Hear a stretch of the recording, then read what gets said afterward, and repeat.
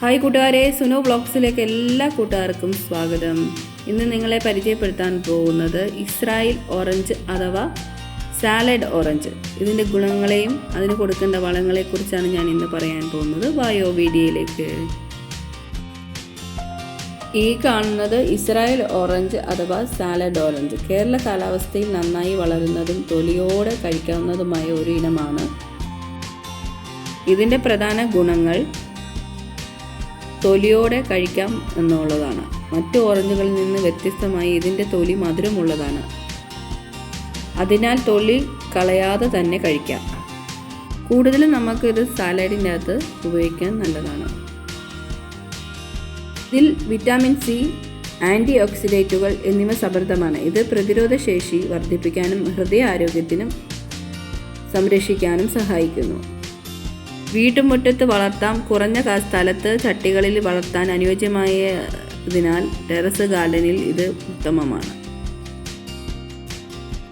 കൃത്യമായിട്ടുള്ള വളങ്ങൾ കൊടുക്കാമെങ്കിൽ വർഷം നിറയെ കായ്ക്കുന്ന ഒരു ഇനം ഓറഞ്ചാണ്. നൽകേണ്ട വളങ്ങൾ എന്ന് പറഞ്ഞാൽ ചെടിയുടെ ആരോഗ്യകരമായ വളർച്ചയ്ക്ക് കൂടുതൽ കായ്കൾ ലഭിക്കാനും ജൈവ വളങ്ങളാണ് നമ്മൾ കൊടുക്കേണ്ടത്.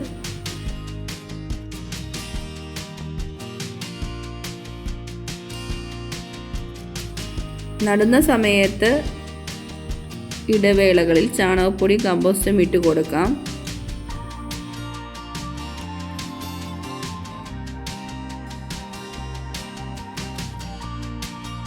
കടലപ്പിണ്ണാക്ക് ലായനി ഒഴിച്ചു കൊടുക്കുന്നത് നല്ലതാണ്.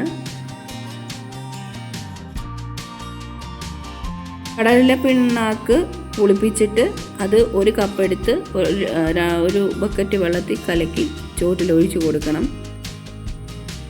രാസവളങ്ങൾ ചെടി വളരുന്ന ഘട്ടത്തിൽ നൈട്രജൻ, പൊട്ടാസ്യം എന്നിവ അടങ്ങിയ NPK വളങ്ങൾ നൽകുന്നത് കായ്കൾ പിടിക്കാൻ പൊട്ടാസ്യം അടങ്ങിയ വളങ്ങൾ പ്രധാനമാണ്.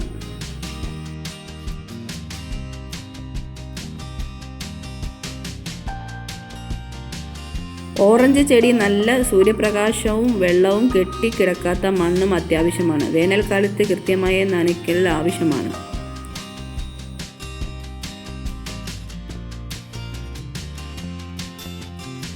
ഞാനിത് നട്ടിട്ട് 2 കൊല്ലമായി.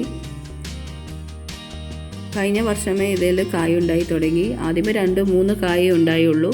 അത് കഴിഞ്ഞിട്ട് ഈ വർഷം നിറയെ പൂ വന്നു. അത് കഴിഞ്ഞിട്ട് ഒരു 5-6 കാ പറിച്ചു.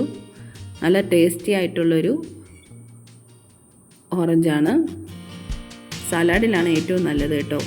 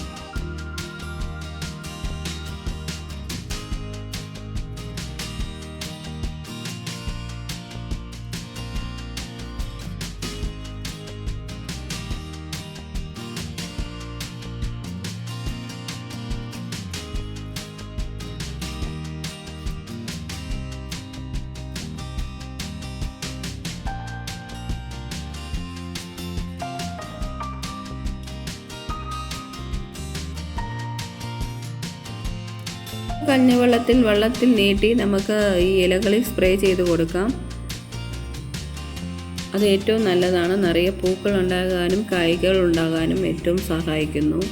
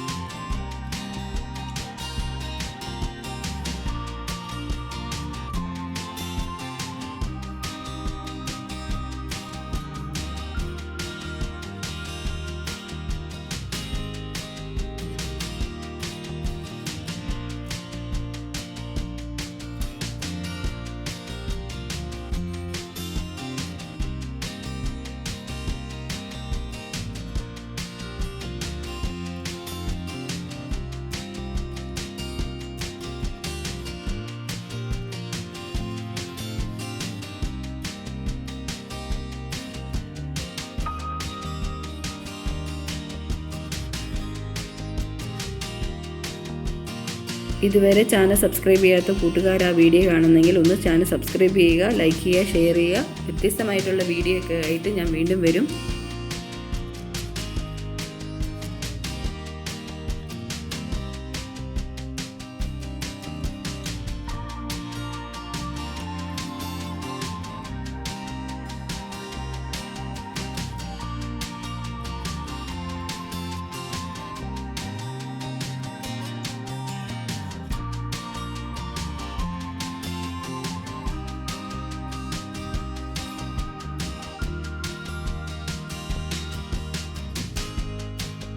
ചെടികളിൽ ഉണ്ടാകുന്ന ഒരു പ്രധാന പ്രശ്നം എന്ന് പറഞ്ഞാൽ ഇതുപോലെ ഇല ചുരുട്ടി പുഴുക്കളെയും കൊണ്ടുള്ള ശല്യമാണ്.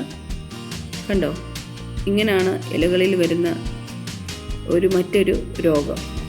ഇത് നമ്മൾ ആ ഭാഗത്ത് നിന്ന് കട്ട് ചെയ്ത് മാറ്റണം. അപ്പോൾ ആ സൈഡിൽ നിന്ന് പുതിയ ഇലകൾ വരും. പുതിയ വ്യത്യസ്തമായിട്ടുള്ള വീഡിയോയുമായിട്ട് വീണ്ടും വരാം. അതുവരേക്കും ബൈ ഫ്രണ്ട്സ്.